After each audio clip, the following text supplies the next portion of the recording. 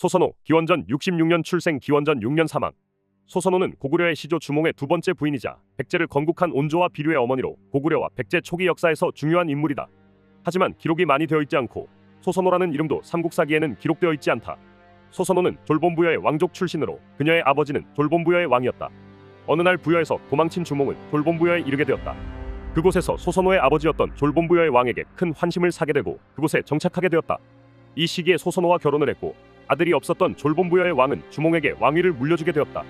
이에 소선호는 주몽을 도와 졸본에서 고구려를 건국했으며 이후 주몽 사후까지 거의 모든 주몽의 업적이 소선호의 업적이라고 해도 무방할 정도로 대단한 여걸이었다. 그리고 두 사람 사이에는 두 아들이 있었는데 훗날 백제의 시조가 되는 비류와 온조이다. 예시부인과 유리의 등장. 주몽은 부여에서 탈출하기 전 예시부인이 있었는데 당시 부인은 임신 중이었다. 주몽은 떠나기 전 예시부인에게 부러진 칼 반쪽을 주고 그것을 징표로 나중에 자신을 찾아오라고 하였다. 아들 유리가 장성하여 주몽을 찾아갔다.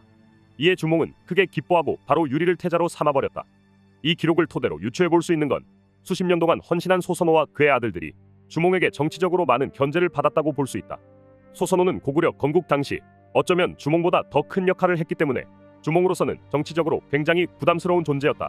하여 유리가 첫째 아들이라는 부시를 삼아 소선호 세력을 견제하려 했고 정치 싸움에서 밀린 소선호와 비류, 온조는 결국 고구려를 떠나 남하하게 되는 결정적인 계기가 되었다.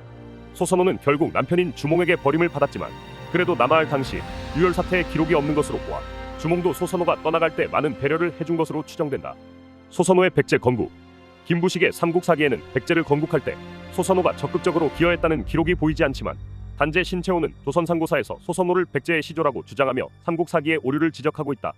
단제는 소선호가 고구려와 백제 두 나라를 건설한 장본인이라고 주장하며 그녀가 제위 13년에 사망했다고 기록하고 있다. 이는 소선호가 백제 건국 초기의 실질적인 통치자였다는 의미로 해석할 수 있다. 삼국사기 백제봉기에는 소선호의 죽음에 대해 다음과 같이 기록되어 있다. 왕모가 돌아가니 나이 61세였다. 5월에 왕이 신하들에게 이르기를 우리나라의 동에는 낭낭이 있고 북에는 말갈이 있어 영토를 침노하여 옴으로 편할 날이 적다. 하물며 불길한 징조가 자주 나타나고 국모가 돌아가시니 스스로 편안할 수 없는 형세라 반드시 나라 도성을 옮겨야 하겠다.